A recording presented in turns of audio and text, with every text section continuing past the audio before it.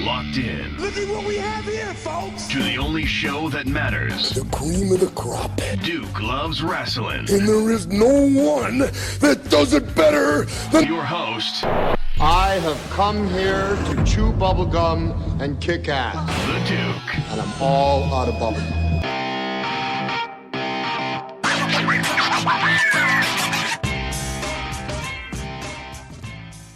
You know, folks, we had an exciting month of wrestling, and really what topped it off was Mission Pro Wrestling's Hell Hath No Fury, one of the better independent wrestling cards that you'll see all year. And I mean, when you're talking about an all-women's card, some of the best women's wrestlers in the world, all in one place, it was just fantastic. And the main event saw Thunder Rosa take on Lindsay Snow in really one of the toughest battles Thunder Rosa has ever had. I mean, she just barely escaped with her title intact. But I feel like Lindsay Snow took a piece of her in that match. So I said, you know something, let me reach out and hear at least one side of that story there. So without further ado, welcome to the Duke Loves Wrestling podcast. She is the American Kaiju Lindsay Snow. How are you, Lindsay? Doing pretty good, Duke. You know, didn't exactly end the way that I wanted to. We both survived to live to fight another day. You know, that's what I live for. Did you expect that match to be as grueling as it was? Because I mean, let's be honest, you ladies beat the hell out of each other. The thing is that I expected that from her, but I don't think she expected that from me. Well, that's a good point there. And let's talk about this for a second, because you have martial arts training. This isn't something new for you. You're not just a fighter. You are a trained skill fighter.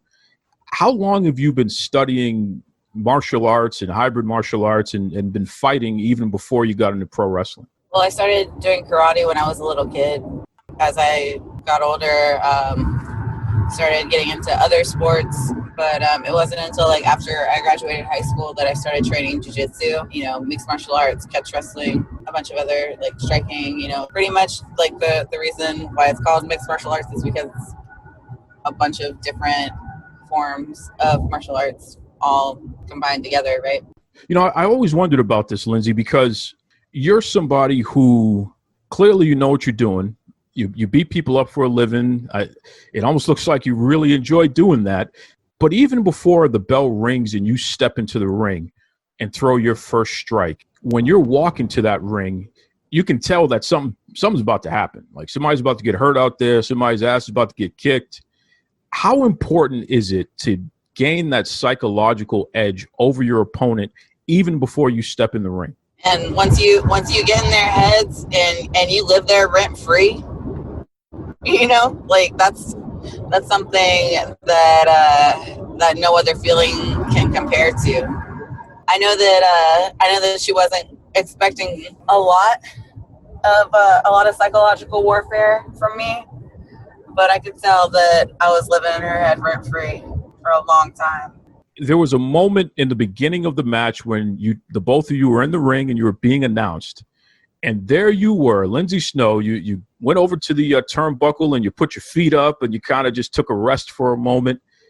And you look across the ring and you see Thunder Rosa and she's pacing and she's looking at you like, why is this lady so calm?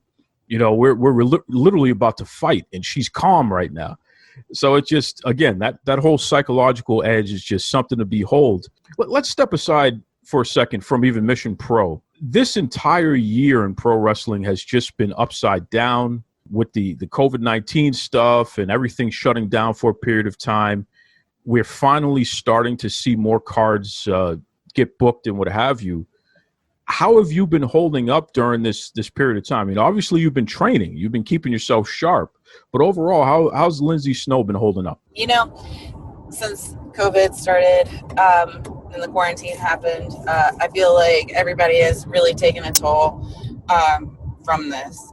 It's not like anybody's walking away from this unscathed. It's all about keeping your mental game strong and keeping your physical game stronger, because like right now it's a very tough time for everyone. You know, it's not just tough time for wrestlers. Like, even though like it really sucks not being able to interact with people like how I normally to interact with people, and like how you have to like walk on eggshells around everything. Yeah, you got people like Mel and Robin out there like busting their asses and like for real, like making it so that this can happen. Just to be able to start slowly getting back into the swing of things in regular society, and not just pro wrestling, but in society. Yeah, it's a weird feeling to get readjusted again. I mean, you see it on the road. You're somebody who travels all over the country all year round, so you see it. It's almost as if some people forgot how to drive, you know, because it's like, oh, I'm back out again and out and about again, and this is new, you know. But we're happy that you folks are safe and that you're able to put on such a great card, and you know, we can't wait for the other shows coming up. I mean, that's for sure. There, Lindsay, how important is it to have a promotion that is not only has all women wrestling, but is actually operated and owned by women? Oh man, that's super important. It's like, I feel like it's just the tip of the iceberg right now, because like it's allowing others to see that it can be done. And then not only is it showing like other women, but it's showing like other promotions like, hey, look, like we did pretty good, you know, like maybe there's something to this. Maybe like people should like take a stand back and notice like what's going on like right in front of them. Yeah, that's a great point. And I mean, so many talented people, even on that Mission Pro Wrestling Hell Hath No Fury card. I can't help but wonder if in the not too distant future, we see a lot of you on our television sets on a regular basis, especially you, Lindsay. I mean, again, you bring such a serious realism to the ring every chance you get. And you're somebody that does a great job of marketing yourself out there and what have you as well. People are aware of who you are. I mean, is that something that you would even be interested in with some of these promotions out there, what have you, especially that are on national TV every week? Is Lindsay Snow even open to being on television to show even more of the world what she can do out there? It would obviously have to be like the right timing and the right circumstances. But I mean, as you like, I know you talked to like a bunch of pro wrestlers. Like, what's everybody's main goal? It's to get signed and wind up at a major company and, you know, make good money so that you can eventually like have a life and retire and everything. But for me to go to the right company, it would be like all in timing. You know, it would be like everything is timing in pro wrestling. So we'll see what happens. I'm not saying it won't, but I don't know when. I'm putting it out in the universe right now. Someday soon, we are going to see Lindsay Snow beating people up in the main event on our favorite wrestling TV shows, our favorite pay-per-views, and what have you. I'm putting it out there. You know, sometimes we got to speak certain things into existence, because I'll tell you right now, Lindsay, there are some ladies and some gentlemen out there that I would love to see you beat the hell out of out there. Okay. I don't know if we can get one of those Harley race briefcases there and put a bounty on some folks. Who knows? Let's put it together there. Anyone listening right now, if you're running one of those major promotions, Lindsay Snow could be a gun for hire. Let's go here, please. Jeez. Yes, please. You know something? I really feel like you were born for the role. So that might be the next step. That could be the biggest, the big reality show coming up too. Lindsay Snow, bounty hunter. Everybody knows that Duke loves wrestling. Duke loves MMA, of course. But there's also one thing that Duke really loves, and that's food. And I know that folks who keep their bodies in great shape and they're fighters, they got to make sure they're replenishing and what have you. So I'm always curious about this. When it comes to dinner time, what's a typical Lindsay Snow dinner? Oh man, if I'm on my diet real tight, then it's gonna be like chicken and broccoli, maybe a little bit of rice, you know. But if it's like right before bedtime, then I'm probably not gonna have that many carbs. I'm a really big fan of steak too, so you know I might interchange the chicken for the steak. But honestly, dude, if I could have like my dream dinner, my dream dinner every night would probably be like curry chicken and roti or mofongo. Like, oh man, I love mofongo. I love mofongo and I love curry chicken. So either one of those, man. Now, wait a second. Where is this coming from, Lindsay Snow? Of all the foods in the world, all the dishes in the world, I don't think anyone would have expected you to say mofongo or roti. And, you know, full disclosure here, my mother is Jamaican. So when it comes to Caribbean-style food and things of that nature there, of course, I know a little bit about that. But come on, where does this come from, this sweet tooth of yours for mofongo and for roti? Oh man, okay, so I'm from Jacksonville. Like, I'm born and raised in Jacksonville, and when I was coming up, like, tattooing, I was like super young. But the shop that I worked at was directly right next to a Jamaican cafe called The Real Ting, and I loved The Real Ting. I would eat that all the time, and like I made a bunch of friends with like all my Jamaican neighbors, and like we would just like throw it down. We play like dominoes and stuff like every Saturday night, and then like man, I have like this soft spot in my heart for like soul food and like Jamaican food, and yeah, I have a lot of Jamaican friends, either like from Trinidad and Tobago or Jamaica. Now, have you ever had oxtail? Of course. Oh, I love oxtail. Curried oxtail. You ever had curried goat? Of course, that's my family's food. Of course, yes, love curry goat. Now, do you like it spicy? Or see, I'm not a spicy guy. I prefer mine not to have too much pepper. Yeah, I'm not a super spicy person either. Like I'm a baby when it comes to spices. But yeah, like dude, you cannot beat a good jerk chicken or a good curry chicken. Oof. All right, now I'm going to give you the real test. Now, this is a big one, and everybody listening, you know where I'm going with this. Now, when it comes to patties, and I'm talking Jamaican patties, I'm not talking empanada or anything like that. I'm talking Jamaican beef patty or the curry patty. Yeah, which one are you going with? Are you going with the regular beef? Curry. The curry, 110%. If you have the option, you always go for the curry. Why do you go for the curry? Why not? Why wouldn't you go for the curry? It seems like a pretty straight up answer. The curry is way better. I'm telling you folks right now, there is no way that anyone on this planet can find an interview with Lindsay Snow where she's talking about Jamaican curry patties and curry goat and everything else, roti. Oh my goodness. So we got to figure this out now. We got to find a way to send Lindsay Snow some other Jamaican delicacies. And are you into the candies and stuff like that? Oh, hell yeah. Okay. all of my cousins listening right now, if you're listening now, we'll find a way, you know? You ever have those drinks? Those root drinks? What are they called? Shoot.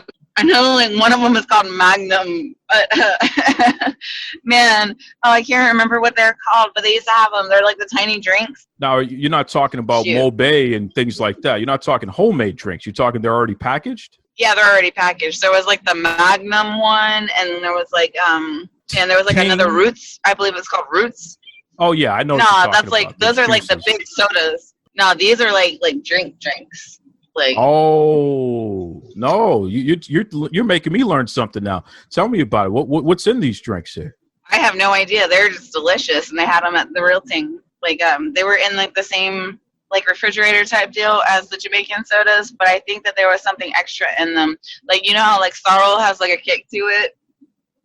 Yes, when sorrel's made right, and you put your extra ginger in there and the allspice and what have you. Yes, it has a nice kick to it, of course. Yeah, well, these are like that. Okay. But they were like prepackaged. I'll have to go ask one of my friends when I get home. So I'm gonna give you a top secret drink recipe here, and this is totally Jamaican. A lot of folks don't realize this, but the Irish went over to Jamaica many years ago, and a lot of folks made a home there. And there's still a strong Irish population in Jamaica to this day. In fact, my great grandmother was Irish, a Jamaican Irish woman, which is a lot of people, when I say that, they're like, really? Yeah, that's the truth. You take a Guinness, regular Guinness, right? And you got to crack an egg and you put it in there, and you put in a little cream, some nutmeg, cinnamon, and ginger, and then you mix all that up. And then you strain it, and then put it aside in the fridge so it gets a good temperature there. And now you have yourself a nice, especially during the wintertime, you have yourself a nice drink. And the alcohol content, it's a Guinness, so the alcohol content is very low. I'll tell you right now, especially as we get closer to the winter months, you can go to most Jamaican households and you'll find a drink like that. Something Well, new. I've never heard that before or anything like that, but it kind of sounds like Jamaican eggnog, and I hate eggnog. Oh, no. I mean, who knows? If one of my homies has it in their fridge for Christmas, maybe I'll go try it. Well, now this is the problem now. If somebody gives you the wrong kind, they might end up on the wrong side of a fist. So I don't know. Proceed with caution, folks. Make sure that it's truly grandma's recipe. Don't be giving Lindsay Snow that weak stuff, because we can't have it. I'm telling you right now, we can't have it, man. We can't have it. Okay. So now what about music? Yeah. Do you listen to reggae at all? Yeah, I like dancehall. I like everything, really. I like hip hop. I love music. It's like I listen to like literally like so much music. Like I like Mr. Vegas, like the Heads High. Oh yes, great song. Great song. I like Steely Dan. Wow. You went from Mr. Vegas to Steely Dan. You went from Heads High to Reeling in the Years. I don't know what's going on right now. I work in a tattoo shop. That's awesome. A lot of people don't think about that. When we talk about, you work in a tattoo shop, which I think is really interesting. And obviously you have a lot of body art, and it's awesome. I tell people that's her war paint right there, man. But I don't think people realize that when it comes to body art, whether it's tattooing or piercing or what have you, a lot of it is cultural. And people are telling stories, and they're using their bodies as a canvas to tell these stories. So what I've found on a personal level, and you could speak to this, Lindsay, people who work in the tattooing industry and what have you generally are some of the most accepting, some of the most diverse. Their circle of friends are diverse. These are folks who care and are understanding and respectful of other people's culture. Am I right about that? You're 110% right. Honestly, a lot of body modifications that people do are based off of their culture's nomenclature of beauty. When you look at yourself and you think about Lindsay Snow, not just the pro wrestler, but Lindsay Snow, the person, do you see your beauty? I am one of those people that always sees room for improvement, and not necessarily to where I don't like where I'm at right now, but I have an idea of where I want to be. I feel that I am beautiful, but I still have a ways to go before I attain what I feel like would be like the ultimate form for me. And that sounds kind of bad, but at the same time, I feel like it's good because it keeps me pushing forward. I don't ever want to be stagnant to where I'm not improving, or to where I'm complacent at where I'm at. But yeah, I do feel beautiful, and I do think that I am beautiful, but I always will want to be there's always going to be that thing pushing me forward to make me want to improve, to become better. What do you say to your fans? I mean, especially young people who are still figuring things out and, figuring out directions to go in life and what have you. You're somebody who works hard. You are a person that, and we talked about this offline, but I have no problem with saying this on the air. I'm blessed with the opportunity to speak with wrestlers on a consistent basis, and speak with trainers, and speak with people in the industry, and your name has popped up a lot through the years. And I there's never been a time where I've heard someone say anything negative about you. The general consensus is that Lindsay Snow is a great person. And I think that for me personally, one of the biggest insults that you can give someone is to say that they're not a good person. And one of the greatest compliments you can give someone is to say that they're a good or even a great person. And all I've ever heard is that Lindsay Snow is a great person. What do you say to young people who are checking out your career and they're looking for inspiration in different places and what have you? Do you have any words of encouragement or advice or anything? Don't ever feel like you can't do something. If people are there to tell you that, honestly, let's keep that in reason. Keep that in reason. If they tell you you can't do something and it's against the law, then obviously don't do it. But if it's like a dream or like a life goal for you to become something, if it's about you wanting to improve your legacy, for me, that's what pro wrestling is, and it's a way for me to ensure my legacy. And that's why I have these things in me that make me want to be better, that make me want to do better, is because I want to leave behind a good legacy. I want to leave behind a positive, an aura or something to make it so that other people who maybe thought that they weren't good enough, or maybe thought that they didn't have the right support system. You don't need a support system. You can do this on your own. Just because someone tells you that you shouldn't, or you can't do this, you don't have what it takes to do this, that doesn't matter. All that matters is that you think you can do it. And if you think you can do it, then you don't need other people around you, especially if they have negativity towards you, or they're trying to bring you down or anything like that. All you need is to have a consistent plan, and you can do it too. Wise words. Lindsay, tell everybody if they want to continue to follow your career, because I know that you're somebody that absolutely is in demand. You're somebody that people enjoy having on cards and enjoy checking out. What's the best way that they can follow you online, or you have any websites? Plug away. You can follow me on Instagram and on Twitter at Kaiju Power, KAIJUBOWER. Oh, I was going to say, I also have coffee, Kaiju Coffee, and Kaiju Tea. So if you're into coffee and tea, you can find me on Twitter and Instagram, and I can teach you some more about coffee and tea. Now, wait a second. I'm part of the Coffee Core on Twitter, and we post about coffee daily. So you're telling me that you actually have a Kaiju Coffee page where you talk about coffee from around the world or what have you? No, I have my own coffee. Oh, okay. All right. Listen, Duke Loves Rasslin listeners, I'm going to have to order some Kaiju coffee and tea, and I will do a full review on this show coming up because, all right, she just said the magic words there. You know how I am about this stuff, folks. So this is great.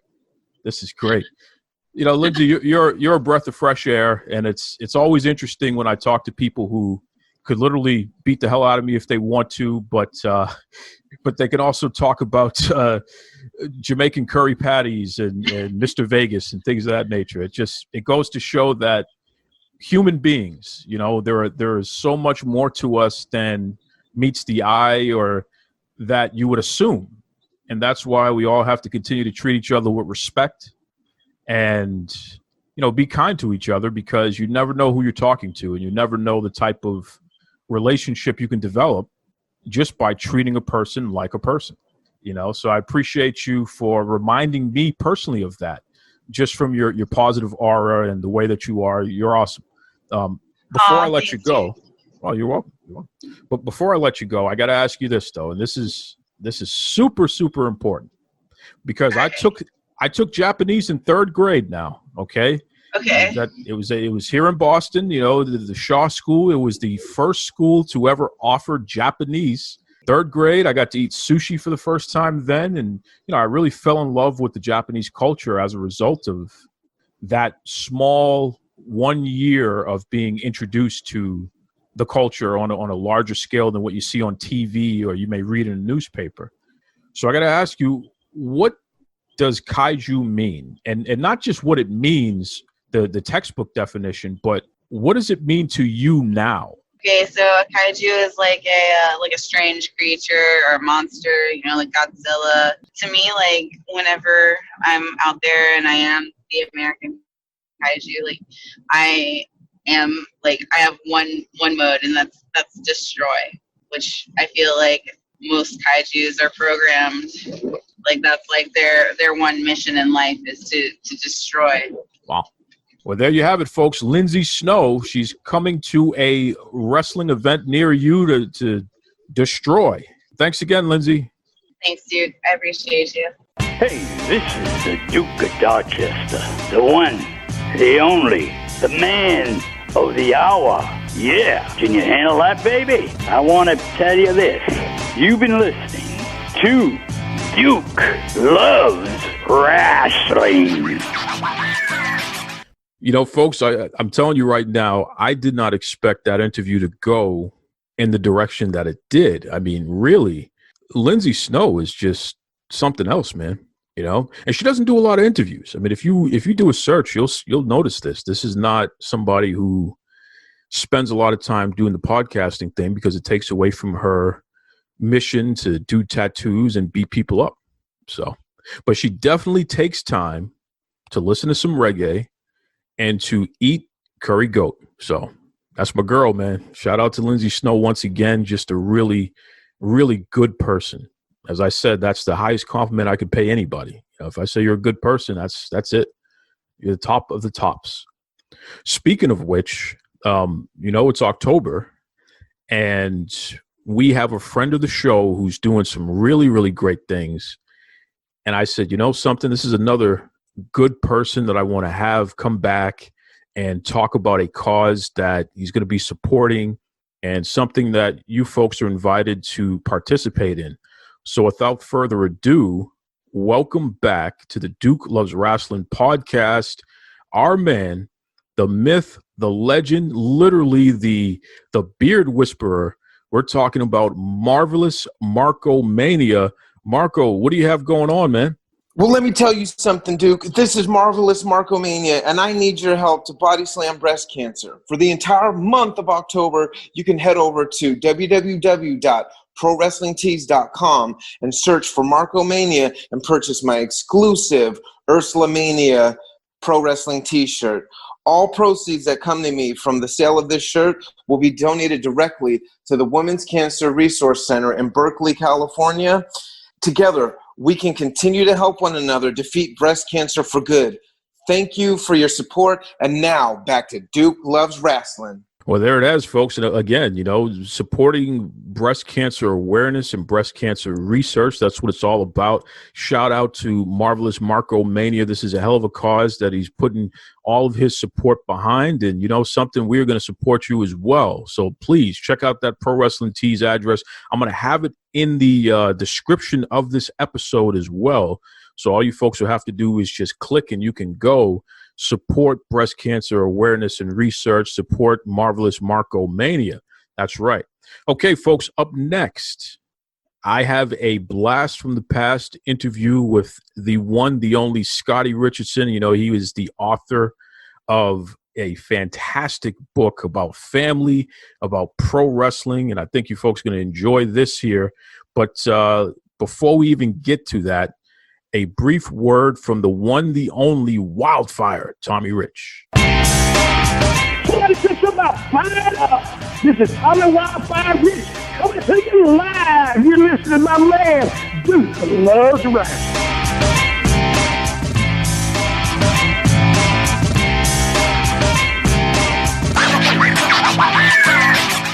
So, Scott, I've been checking it out online since the book has been released, and wow.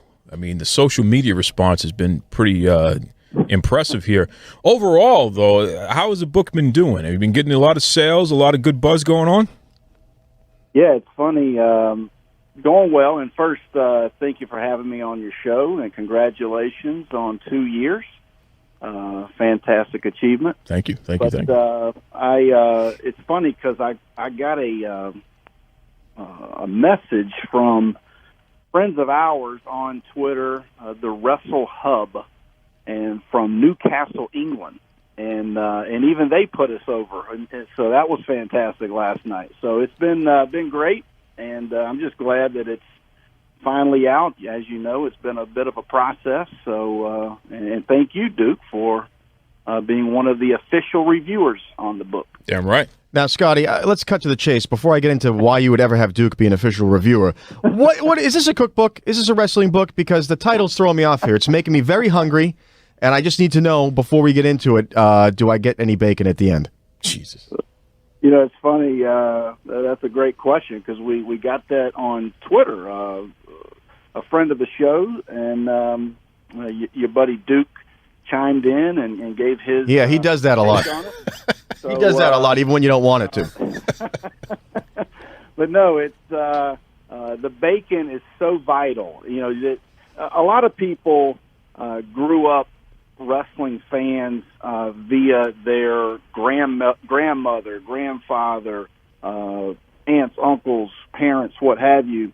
But for me and my brother, Saturday morning, sleeping, you know, thinking you're sleeping in, but when you smelled the bacon and you opened your eyes, it was like this fog of smoke that filled the house. And that was like, you know, oh, man, we have to get up. Wrestling is almost on. And so that was the big thing is my mom, my grandfather, my grandparents. I mean, it was like a family event to sit down on Saturday morning and eat your breakfast, eat the bacon, smell the bacon, and then watch Mid-Atlantic Championship Wrestling, Blackjack Mulligan, Ric Flair, Wahoo. I mean, that was the deal.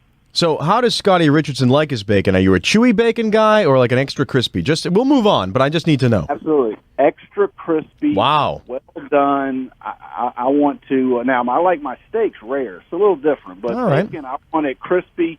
I want the crunch. He likes the little crunch there. Listen to this guy. You know who has a good bacon right now is Dunkin' Donuts. Get out They got a brown sugar bacon that is just. It was made in a factory. Well, it's still 400 delicious. miles away. Well, Scotty, we'll have to talk to your wife and see if she can make some of that brown sugar bacon, man. That's the stuff right there. So that's right.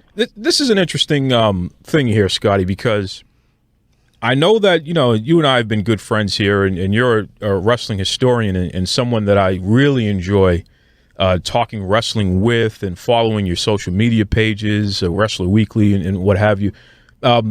You really know your stuff, which is fantastic. When you originally decided you were going to write this book, was it originally a wrestling book and it evolved into everything else? Was it originally a family book and then you added the wrestling in? Like your original concept with this, was it consistent throughout or did it evolve? You know, that is the best question, Duke, because here's something I have not shared. This is how this happened. I was writing a book about my favorite wrestling event, which is the Super Bowl of Wrestling from January of 1978 in the Orange Bowl in Miami. WWF World Champion Superstar Billy Graham putting the belt up against the NWA World Heavyweight Champion Harley Race, belt for belt. First time that it had happened, and it was in the Orange Bowl in Miami. So I was writing that story, but I had to, as a kid, this was late 70s, so there was no internet. It wasn't there. You couldn't. The only way you researched, and I lived in Mid-Atlantic, so it wasn't like we were in New York, and we weren't in Florida where these were promoted. And so through the wrestling mags, Inside Wrestling, The Wrestler, Pro Wrestling Illustrated, that came a little bit later, but in the late 70s, that's how we got our wrestling information. Oh, yeah. It wasn't on TV. You had to go through the wrestling mags. And so wrestling magazines and I'm a big collector, so having those magazines was so vital. And so the story was my finding this match and finding it in the mags. But as I was writing the book, I have a friend of mine who is a tenured English professor at NC State here in Raleigh, and he was giving me some advice. He said, you know what, Scotty, you should take this project and split it in half. You should do a manuscript of just who you are, what your family's about, how you got involved in being a fan, and that should be like book one. And then when you write book two, and he said, look, the first book's probably not, Family Bacon Rasslin, probably not going to be a big seller. But he said, when you start writing about wrestling events or people or those kinds of things, people are going to latch on. They're going to catch on. They're going to want to know, who is Scotty Richardson? And you're already going to have Family Bacon Rasslin out there, and then we'll see what happens. So I took that advice, and that's how this book was kind of spawned, and it's been great. I'm really glad I did it. Yeah, that's good stuff, man. And I got to know, how has the family reacted since the book has been out?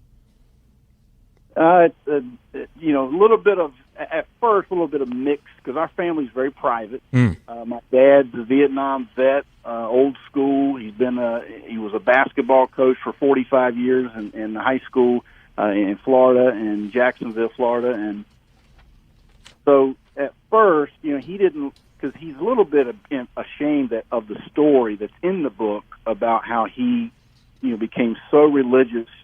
And thanks to Kevin Sullivan, we had moved to Florida in 1981. Kevin Sullivan had the Satan, the devil gimmick, right, with the Army of Darkness, that whole thing, Purple Haze, and so my dad, with the blood on the magazines, right, all the blood on the magazines, and Kevin Sullivan, it put him over the edge. And so Reggie, my brother, and I were banned. We came home one day from school, and all of our wrestling stuff was gone. He had gotten rid of it, burned it in the backyard, actually, that I write about in the book. I thought he threw it away, but my mom pulled me to the side when I was writing the book and said, you might want to get the real story here. But since then, my dad loves wrestling. He DVRs it every week. We still argue over the current product of what's good and what's not, and but the family's reacted very well. Well, and shout out to your dad, the coach, the pastor, the military vet, the Swiss Army knife. That's what I call him there. That's right. Brother Richardson there. I appreciate him very much there. Now, we already talked about how you may have made one misstep by having Duke as a reviewer on the back cover. Would you stop it? But you actually have some legitimate big names on there. So how did you get them on there, and what made you think that Duke belonged anywhere near these guys? I'll answer your latter question first. Duke, I went back and looked, Duke, in December 27th of 2016. Wrestler Weekly was born in October of 2016, so just 2 short months later, you and I became friends, and sorry to hear it. What Wrestler Weekly is about is those relationships that you built over wrestling. Damn right. But Mike Mooneyham and I are very good friends because we are Clemson football fans, and that's really how we kind of began our relationship. We were Clemson football fans. I was living in Charleston, South Carolina, where Mike lives and writes his article, and so we were friends, and that helped. Mike is you talk about wrestling historian. He's in multiple Hall of Fames as a wrestling journalist. And then Jim Valley and I became friends. We met at the NWA Legends Fan Fest in Charlotte a few years ago, and Jim is hosts the Pacific Rim podcast. He's worked with PW Torch, and then he works with the Cauliflower Alley Club now. So, I got some big names that have endorsed it, and that's always good. Damn right. And when the Duke comes in to round out that particular crowd of legends there, I mean, Scotty, it's you put me in rare air, and I appreciate that. Yeah, so much that I think he had a brain asphyxia. Well, I had to tell the whole world that the Duke is on the back cover of the greatest book of all time. Listen, if you got to brag that hard about it, maybe you're not as big and you don't belong there to begin with. Would you stop it right now? I'm trying to have a good conversation with my man, Scotty Richardson, the coach, the author of Family Bacon and Rasslin. Now, Scotty, tell the fans about Wrestler Weekly, because you really have taken something that's an interesting concept where every single day you're posting blasts from the past and things that we grew up on as real wrestling fans and wrestling fans in particular there. Talk to us about this brand that you've created and how it's really set the whole world on fire. Will do. I think Wrestler Weekly, and we've evolved now to where we have Mike Leotis, who is with us full time and doing a lot of day-to-day operations on Twitter. We also are on Facebook and Instagram. I just wrapped up season 2 of Wrestler Weekly Presents on YouTube, showcasing memorabilia and wrestling magazines. I had Harry Burkett, senior writer from Pro Wrestling Illustrated. Burkett is still around, huh? Shout out to Harry Burkett. Oh, my God. Yeah, Harry Burkett, yeah. He was a guest on my show, and it's just great. But Wrestler Weekly, we have daily themes. Sunday, we shout out people in the business or fans. Monday, we're showcasing the Monday Mag memorabilia. Tuesday, we're doing our takeaway. Mike is now doing Wrestler Weekly Live on Tuesday nights, 30 minutes before SmackDown. Wednesdays is how we really started, was the Wrestler of the Week. And we were doing a current product wrestler. And then Thursdays, we were doing the Throwback Thursday Wrestler of the Week. And it just took off to where we created these other days. Friday, we do a poll. Saturday, we show off some memorabilia. But then throughout the month, we have a monthly theme. This month is dear to my heart because we are showcasing champions from the Mid-Atlantic area, NWA U.S. champions. Oh, yes, yes. Today was Wahoo McDaniel. Yesterday, we did, the first day we did Paul Jones. Mm-hmm. And then yesterday, it's slipping my mind, Mike's the man on this. But so good. I mean, the things that we do and the fans that we meet. You know, I just had something, and I know you've seen this week, but we had a Wrestler Weekly, a fan of our brand, actually came to one of the events when I was working with Tommy in Myrtle Beach, and he passed away, 47 years old, and he was a big fan of Wrestler Weekly, and Don Graham and his family. So just want to give them, the family, some thoughts and prayers there. But and that's what it's about. I mean, we have met so many people that say, you know, I can't wait to get home from work. I had a busy day, and I just check in and see what you guys are doing and catch up on the old classic wrestling. Well, I love it, man. I'll tell you, it's your page, all of your social media and what you do on YouTube and what have you. It really reminds me of the stuff that I like that's on the WWE network right now. You know, when we talk about Mid-Atlantic and which evolved, it was an NWA territory and then eventually became WCW. But you show the real stuff, man. When literally you really thought that Flair was busted open and that, you know, he was injured his neck for real, or Paul Jones was going to kill somebody. Harley's bounty on somebody's head was legit. Like, literally, man, this is the real deal stuff, Scotty, and that's why I enjoy your whole brand there. So if fans want to reach out to you, first and foremost, let's talk Wrestler Weekly. How can they find Wrestler Weekly online? All right, Twitter, @Wrestler Weekly. We're also on Facebook and Instagram. Go to YouTube, search Wrestler Weekly, and actually I've got all of Season 1 and Season 2, so there's over 30 episodes. There's some bonus episodes out there, so you can see all the guests. You've been a guest on my show before, Duke. Sure have. So we've had some great people. David Chappell from Mid-Atlantic Gateway was a guest this season. Brian Blair, George Napolitano. I mean, we've had some pretty big hitters, and so fans can reach us that way. Also, you know, go out and get the new Family Bacon Wrestling T-shirt, ProWrestlingTees.com, and you can check that out. But go to Amazon and get the book. Yes. Now, is there a difference for it? Because I had some fans who I told them you're going to be on the show from outside of America. How does that work if they want to purchase the book? Yeah, Amazon worldwide. So we are connected, and they can purchase that, and they could actually walk into their local bookstore and also order the book. Beautiful. So it's worldwide. Beautiful. And real quick, Scotty, how's the team doing? Great, man. Getting ready for summer practices, summer workouts, team camps, you name it. Scotty is a coach. He's a youth coach as well. Now, Scotty, real quick, is it a high school that you're coaching at now? Yes. See that? I've been a high school basketball coach for 23 years. Wow. This guy doesn't stop. I still need 22 to catch my dad. Yeah. See that? You got a long way to go there. See, Duke, you could do something with your life. Well, I could never be Scotty, I'll tell you. That's right. My dad and I played 2 games, and we went 500, 1-1. Oh, nice. Nice. That's the story you tell it, huh? His name is Scotty Richardson. Please pick up the book Family Bacon and Rasslin, Rasslin. Check out Wrestler Weekly on Twitter, on Facebook, YouTube, Instagram, the whole 9 yards. We'll be featuring Scotty on our pages there, folks. So you head over to Duke Loves Wrestling main page on Facebook and Twitter. We'll have all his information up there. Scotty, thanks for joining us again, brother. Thank you. Really appreciate the opportunity, guys. That was from episode 105. Think about that for a second. 105. Wow.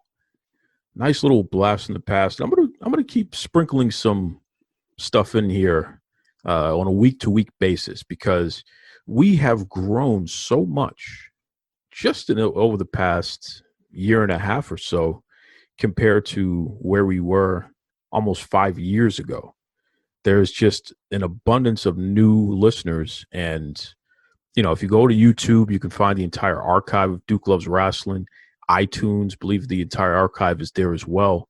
But there is just so much great content, so many great guests that we've had, some fun stuff that we've done through the years. And that's a great example. I mean, Scotty continues to run the Wrestler Weekly page on Twitter, puts up a lot of great old-time photos and great discussion for folks who love wrestling, including myself. So shout out to Scotty. And, I was very proud and still am to have been a part of his book.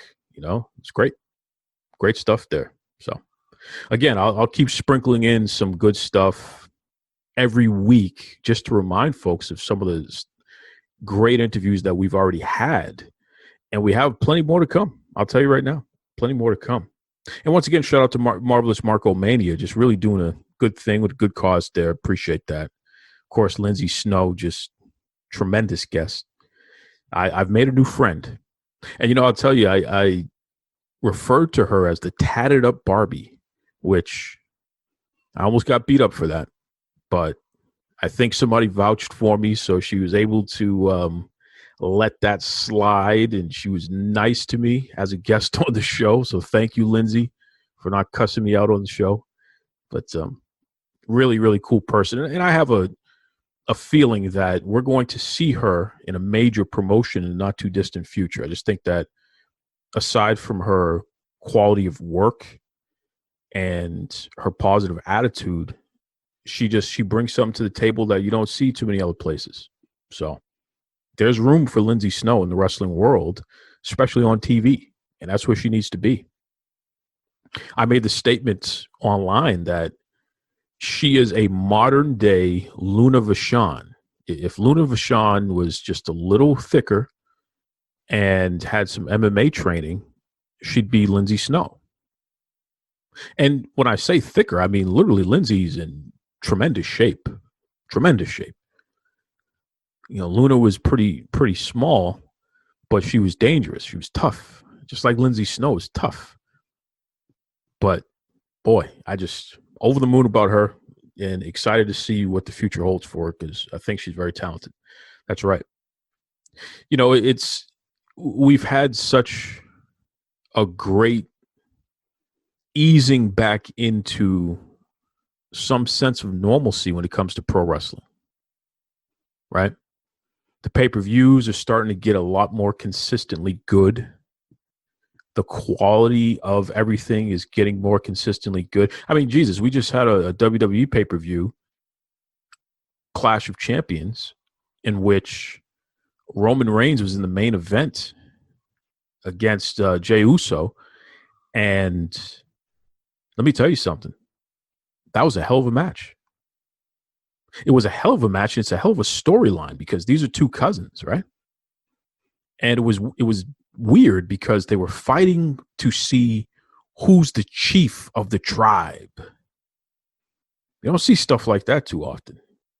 And sure enough, Roman beat the hell out of him. Jimmy had to come out and throw in a towel to save his brother. And then he was screaming out dramatically, okay, you're the chief. You're the chief. And then Roman was standing there with the championship, him and Heyman, and Heyman puts the lay on him, and then triumphantly he holds up the champion. I mean, just dramatic stuff, man. Dramatic stuff, right? Even The Rock sent out a tweet giving Roman a shout out for his win. But it got me to thinking, like, can you imagine if Tamina and Naomi, when she gets a little more healthy, you know, she had a health scare she had to take care of. Shout out to Naomi. Definitely hearts with you. Can't wait to see you back in the ring. But can you imagine if those two join in on this new version of the, quote, bloodline faction? I mean, sky's the limit, right? And you look at somebody like The Rock, there's no reason why The Rock can't come back and put Roman over. John Cena just put out a statement saying that his wrestling career is not over. Maybe he's going to come back and have a feud with Roman as well. There's so many possibilities. It's really exciting. And that pay-per-view overall was a very good pay-per-view. The expectations were low. It's been like this though, right? Anyone who's been listening to this show for the past couple of years, especially, I'd say about the past 2 years, there has been very low expectations of WWE pay-per-views because they've done a pretty poor job of building them. Yet the quality of the pay-per-views when they actually air have just been tremendous for the most part. So kudos to that. But I'm excited. I'm excited to see what happens with this Punk Roman Reigns. I've been telling you all along. I'm not going to say I told you so, but I told you so. I've been telling you he's a no good punk. He needs to get rid of the contract, get out of this business, get out of my life. I've been telling you folks, and everyone gave me a hard time for saying it. Now you see I was right all along about this Roman Reigns stuff. Okay. Told you. No good. So bad he beat his own family down just to be the chief. Roman Reigns, if I was taller, had more muscles, had more money, had longer hair, I probably would challenge you to be the chief myself. So you're lucky, pal. You're lucky I'm just a little short on that. But if it ever changes, I'm stepping up to the plate. I'll be the chief. I'm the captain now. That's right. That's right. But it's exciting. And, you know, Mission Pro Wrestling has an event coming up in October, which I'm going to be sharing more information about and have some of the folks come on to talk about that as well. Lindsay Snow representing Mission Pro, which appreciate that this week. It's just exciting where pro wrestling is going. Impact Wrestling has a couple of pay-per-views coming up. Let me tell you something, man. I've been beating this drum pretty hard, but pound for pound, Impact Wrestling, in my opinion, is the number 2 promotion in the nation and the world. Their quality of product is right up there. I think that for those of you who want to think of Impact based off of who they used to be, and you're not paying attention to who they are, shame on you. Because that's a quality product, man. Quality product. They got some great wrestlers there. They've added some folks, you know, the Good Brothers and Deonna Purrazzo, and EC3 is back. Eric Young is the champion. You know, they've added some pretty good pieces to go along with who they've had most recently, like Jordan Grace, Nevaeh, who was most recently with Wild Superheroes. Tasha Steelz, who's just fantastic as well. Nevaeh and Tasha Steelz, that's I swear, that's going to main event one of these days. I'm putting it out to the world. I think those two ladies have tremendous chemistry and can really make it happen. Of course, Moose. Impact has some stars, man. Ken Shamrock, my guy. So they're putting out some great product. There's no other way to describe it. Putting out some great product.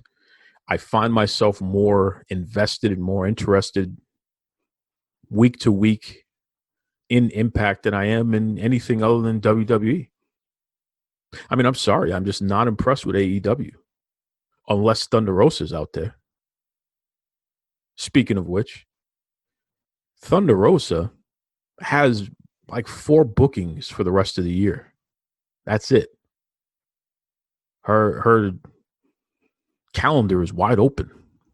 And I don't know what's going on, if the NWA is limiting what she can do going forward, or if AEW just doesn't want to step up to the plate. But I'm going to tell you right now, and I'm talking to Impact and I'm talking to WWE, if AEW is not going to find a way to make Thunder Rosa a permanent part of their roster, I don't know what it looks like. I have no information in that regard. I'm not even asking for it. I'm just speculating here. I'm not some of these dirt sheet people who act as if what they say is the way it is. Now, I don't believe in that. I'm just fantasy booking just like any other fan or even person in the business would, right? But I got to imagine there's a price. Impact in WWE, and I know that some of the executives in both companies, they listen to this show, so I'm just going to put it out there. It would be foolish of you not to find a way to help Thunder Rosa get out of that NWA deal and get a deal with you. And I truly believe this, because she, pound for pound, is best wrestler in the world right now. And it doesn't matter what promotion that she's performing for, she is going to be box office. People are going to turn out in droves to see what Thunder Rosa, La Mera Mera, has going on. And I'm going to say another thing. That Mission Pro Wrestling promotion that she has access to the top women's wrestlers on the planet, right? Who are not currently signed a contract with you folks. That absolutely could be a gateway into some of the best women's talent around. Don't be foolish. Sign that woman. You call Billy Corgan up and you say, "What's your price, man? Figure it out. Buy out her contract. As long as she's willing to work for you, let's do it." Right? Like yesterday, because clearly AEW just doesn't have their stuff together. That's my opinion. That's the way I see it.